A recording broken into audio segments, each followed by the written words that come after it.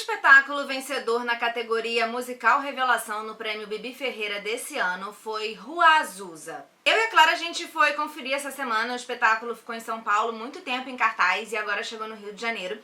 A gente foi conferir e a gente foi bem assim desavisada, né? A gente sabia mais ou menos um pouco do roteiro, que se tratava de uma relação de racismo, uma questão de raça ali envolvida, histórica, mas a gente se passava nos Estados Unidos, mas a gente não sabia exatamente o que. Chegando lá, a gente descobriu que era um musical ligado à igreja evangélica e que já ali na época da seleção do elenco eles se intitularam o primeiro musical gospel brasileiro. Isso trouxe alguns conflitos na gente, mas também muitos pontos positivos. E eu vou falar pra vocês então nesse vídeo coisas legais que a gente achou dessa peça, questões bem complicadas do espetáculo e uma notícia que a gente viu nessa sexta-feira e que pode ter a ver também com essa peça.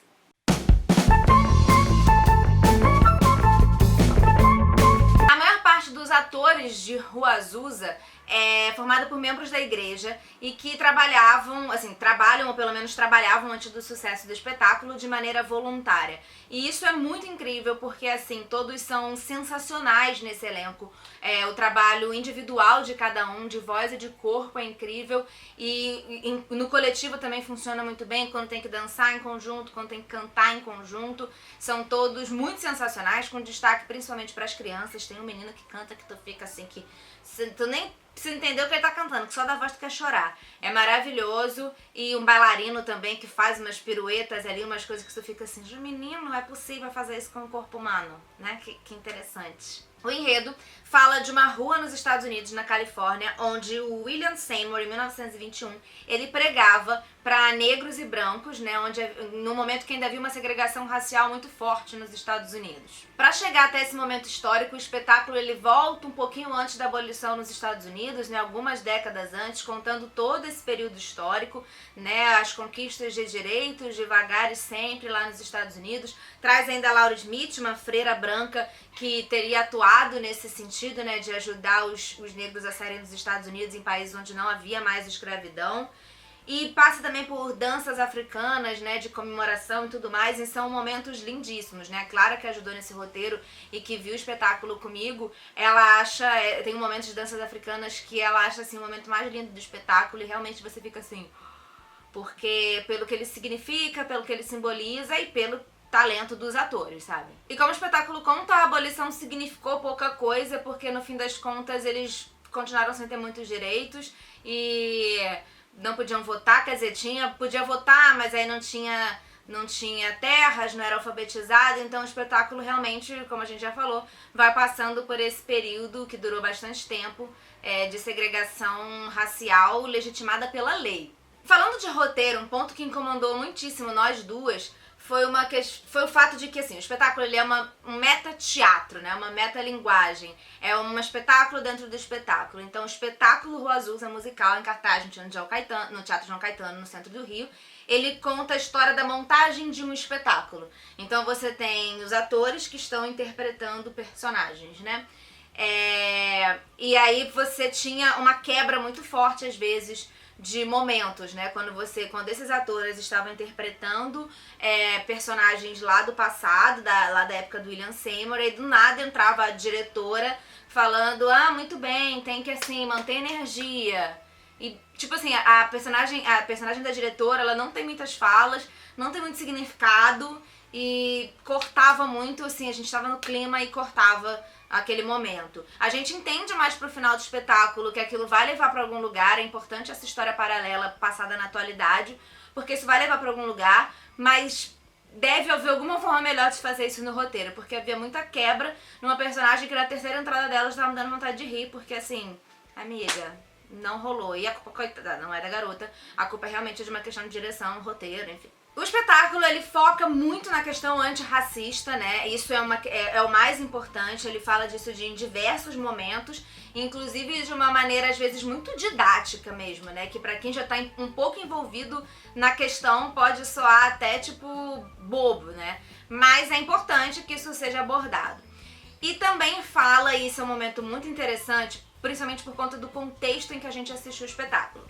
A gente assistiu o espetáculo, eu e a Clara, numa sessão VIP para jornalistas e convidados. A gente foi sem saber que era um espetáculo evangélico e quando a gente chegou lá, a gente percebeu que isso acabava influenciando na forma como o espetáculo estava sendo recebido por aquela plateia específica.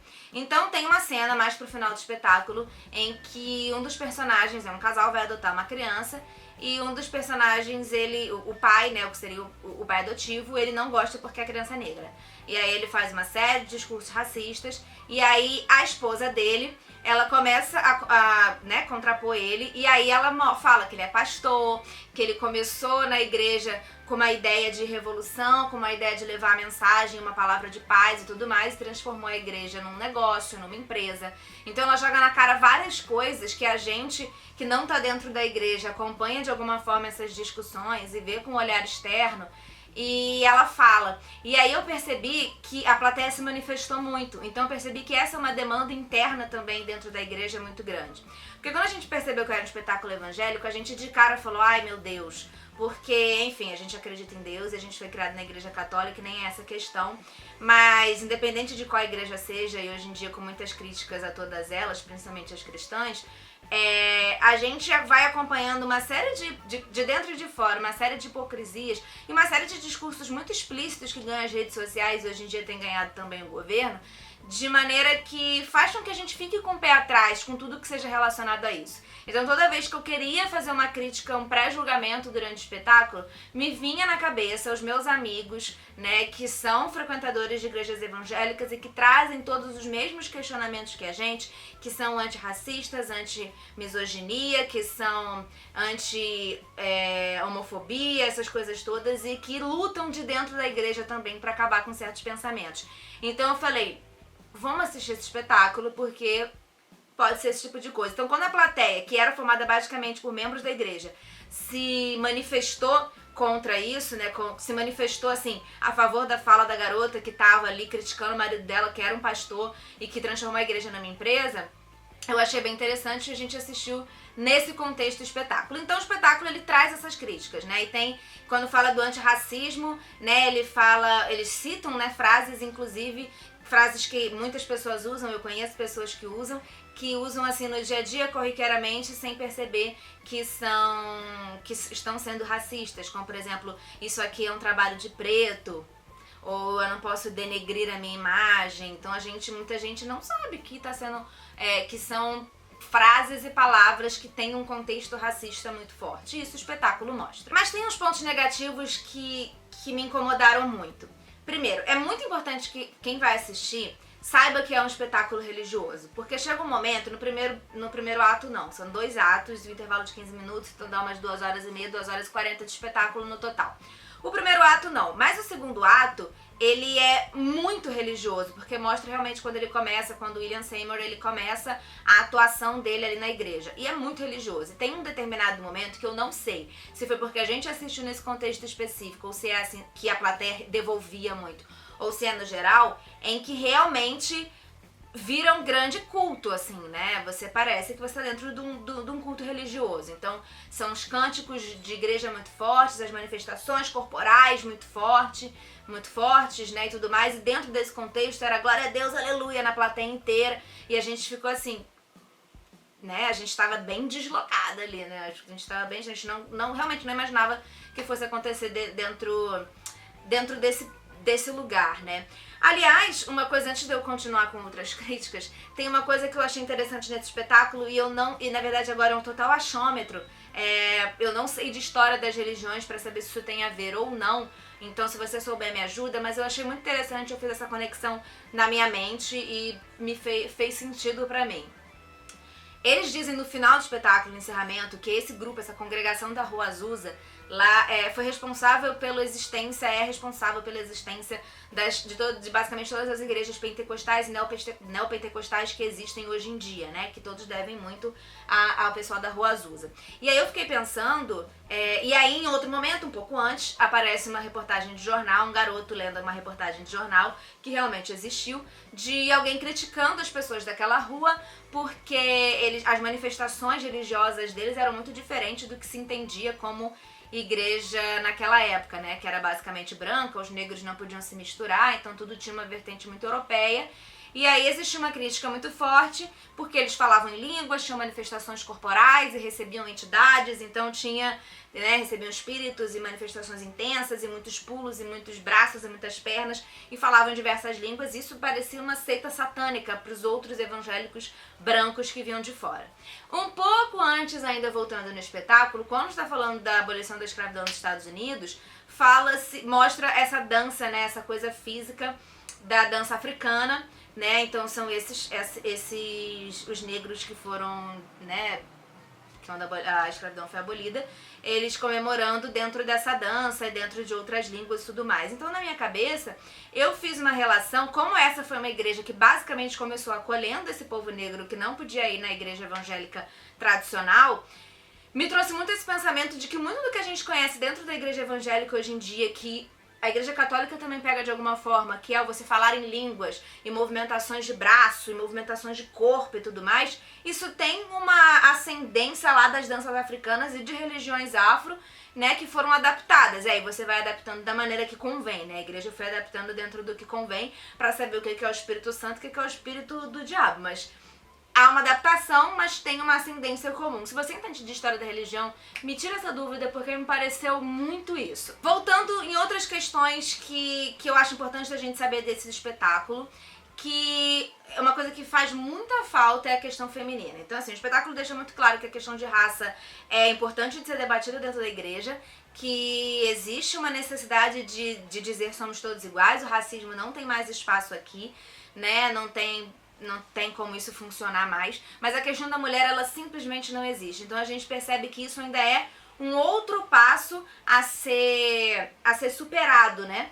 Porque, por exemplo, vou citar 2 ou 3 momentos em que isso pra mim fica muito claro, que a questão da mulher, ela não é uma questão, pelo contrário, ali na sublinguagem, sei lá como que fala, ainda tem uma visão negativa. Primeiro, no final, quando o pastor, admite que é racista e tudo mais, a culpa dele ser assim é da mãe dele, que era racista. Então, no momento se cita pai e tal, é muito fácil culpar a mãe que o criou. Então, a culpa dele ser assim é da mãe, é única e exclusivamente da mãe.